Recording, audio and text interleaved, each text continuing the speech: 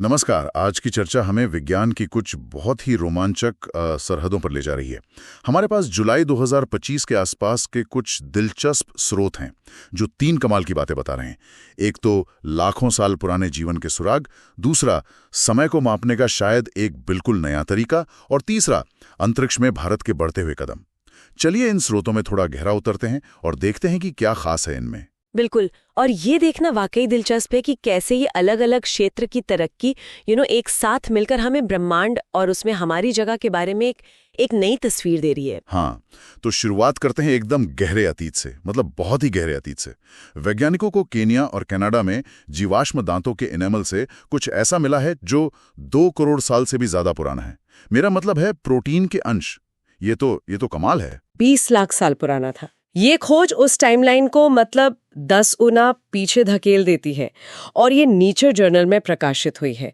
ये दिखाता है कि प्रोटीन डीएनए से कई ज्यादा टिकाऊ हो सकते हैं। 10 गुना? पर ये इतने लंबे समय तक बचे कैसे रहे, मतलब 2 करोड़ साल? हाँ, अच्छा सवाल है। शोध बताते हैं कि जो दांत का एनामल होता है ना, बाहरी परत, वो बहुत बहुत सख्त होती है। तो प्रोटीन उसमें जैसे फंस जाते हैं और सेल्फ फॉसिलाइज हो जाते हैं। मतलब वो खुद ही खनिज की तरह सख्त होकर सुरक्षित हो जाते हैं। अच्छा, सेल्फ फॉसिलाइज। जी। और साथ ही जिन जगहों पर ये मिले, केन्या का टुर्काना बेसिन और कनाडा का हॉटन क्रेटर, वहाँ ये जीवाश्म तेजी से दबे थे और ऑक्सीजन की कमी थी। तो इन सब चीजों ने मिलकर इन्हें बचाया। इसमें एमिलोजेनिन जैसे प्रोटीन शामिल हैं। तो इसका महत्व क्या है? सिर्फ पुराना प्रोटीन मिलना ही बड़ी बात है या इसका कुछ और मतलब भी है? नहीं, इसका असली महत्व विकास की कहानी समझने में है। उदाहरण के लिए इसने गैंडो राइनोसेरोटिडे के वंश वृक्ष पर नई रोशनी डाली है। एक प्रजाति है एपियस एरेथेरियम। उसे पहले जीवाश्मों के आधार पर वंश वृक्ष की एक खास शाखा से भी पुराना माना जाता था। अच्छा। लेकिन ये नया प्रोटीन डेटा कहता है कि ये उस शाखा के बनने से पहले ही अलग हो गई थी। तो ये सीधे सीधे जो फॉसिल बेस्ड समझ थी ना, उसको चुनौती देता है। जैसा डॉक्टर नीरज राय ने भी कहा, ये असल में बायोमॉलिक्यूल्स कितने समय तक टिके रह सकते हैं, हमारी इस समझ को ही बदल रहा है। अच्छा, तो ये सिर्फ पुरानी चीजें ढूंढना नहीं है, बल्कि ये तो जीवन के इतिहास को, जैसे आपने कहा गैंडों के परिवार के इतिहास को फिर से लिखने जैसा है। प्रोटीन शायद वो कहानी बता रहे हैं जो जीवाश्म नहीं बता पाए। कमाल है। अच्छा, तो अब अतीत से निकलकर बात करते हैं समय की। क्या हम सच में सेकंड को ही बदलने वाले हैं? हाँ, कह सकते हैं, कुछ ऐसा ही है। वैज्ञानिकों ने दुनिया की सबसे सटीक घड़ियों की बहुत बड़ी तुलना पूरी की है। अभी हम 1967 से सीजियम परमाणु घड़ियों के आधार पर सेकंड को डिफाइन करते हैं, है ना, जो माइक्रोवेव का इस्तेमाल करती हैं। हाँ, वो स्टैंडर्ड है। जी। लेकिन ये जो नई ऑप्टिकल परमाणु घड़ियां हैं, ये विजिबल लाइट मतलब दृश्य प्रकाश तरंगों का इस्तेमाल करती हैं। और ये सीजियम घड़ियों से 10,000 गुना ज्यादा तेजी से टिक करती हैं। 10,000 गुना तेज? तो इसका मतलब सटीकता भी मतलब बहुत ज्यादा होगी। अविश्वसनीय सटीकता। ये घड़ियां 18 डेसिमल प्लेस यानी 18 दशमलव स्थानों तक सटीक हो सकती हैं। मिसाल के तौर पर स्ट्रोंशियम परमाणु पर आधारित एक ऑप्टिकल घड़ी है, उसे 15 अरब साल लगेंगे सिर्फ 1 सेकंड आगे या पीछे होने में। 15 अरब साल? ये तो ब्रह्मांड की उम्र के बराबर लगभग। हाँ, मतलब ये ऐसा है जैसे कोई चीज यूनिवर्स की शुरुआत से अब तक चल रही हो और सिर्फ 1 सेकंड का फर्क आया हो। कमाल है। तो इस तुलना में क्या हुआ? कौन कौन शामिल था? इसमें Finland, France, Germany, Italy, UK और जापान की 10 ऑप्टिकल घड़ियां शामिल थीं। 5 अलग अलग तरह के परमाणुओं का इस्तेमाल करके, जैसे स्ट्रोंशियम, यूथोबियम वगैरह। और नतीजों ने कमाल की सटीकता दिखाई। ज्यादातर तुलनाओं में अंतर 10 की घात -16 से 10 की घात -18 के बीच था, जो बहुत ही कम है।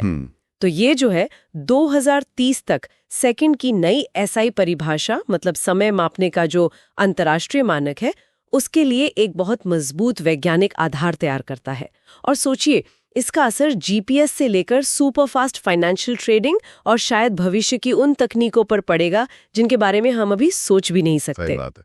जहां एक तरफ हम समय को इतनी बारीकी से नाप रहे हैं, वहीं दूसरी तरफ भारत अंतरिक्ष में भी एक लंबी छलांग की तैयारी कर रहा है। आईएसआरओ की गगनयान मिशन में भी कुछ अहम हुआ है ना? जी हाँ, बिल्कुल। इसरो ने 3 जुलाई 2025 को Gaganyaan service module propulsion system यानी SMPS के 2 सफल हॉट टेस्ट किए हैं। ये परीक्षण तमिलनाडु के महेंद्रगिरी में इसरो के प्रोपल्शन कॉम्प्लेक्स में हुए। ये SMPS अंतरिक्ष यान का एक बहुत ही अहम हिस्सा है। अच्छा, तो ये SMPS मॉड्यूल जी ये एक तरह से अंतरिक्ष यान का इंजन और स्टीयरिंग दोनों है, जो उसे सही रास्ते पर रखता है और कंट्रोल करता है। हाँ, काफी हद तक सही समझा आपने। ये ऑर्बिटल मॉड्यूल का हिस्सा है।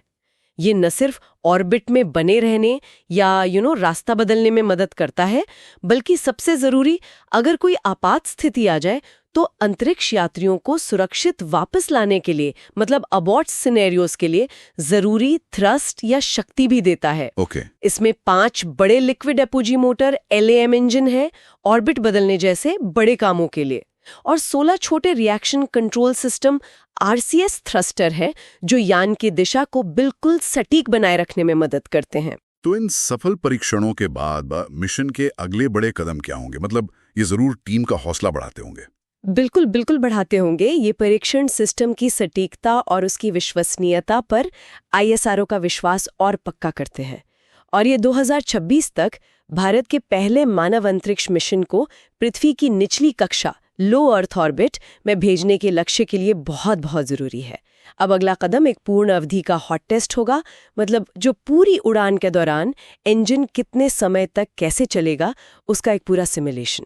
समझ गए। तो आज हमने देखा कि विज्ञान कैसे अलग अलग मोर्चों पर हमारी समझ की सीमाओं को तोड़ रहा है, चाहे वो करोड़ों साल पुराने जीवन के रहस्य हों, या समय की सबसे सटीक माप हो, या फिर इंसानों को अंतरिक्ष में भेजने की तैयारी। और ये सब मुमकिन हो रहा है नई तकनीकों से, जैसे मास स्पेक्ट्रोमेट्री जिससे उन प्राचीन प्रोटीनों का विश्लेषण हुआ, ऑप्टिकल घड़ियां जो समय को नए सिरे से परिभाषित कर रही हैं, और जाहिर है उन्नत प्रोपल्शन सिस्टम जो हमें अंतरिक्ष में और आगे ले जाएंगे।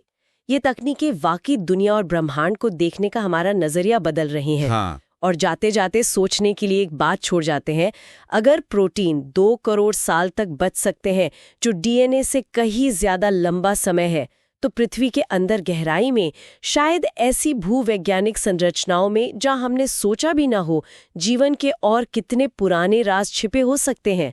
क्या पता जीवन की शायद और भी प्राचीन अनसुनी कहानियां बस सही तकनीक के इंतजार में हो।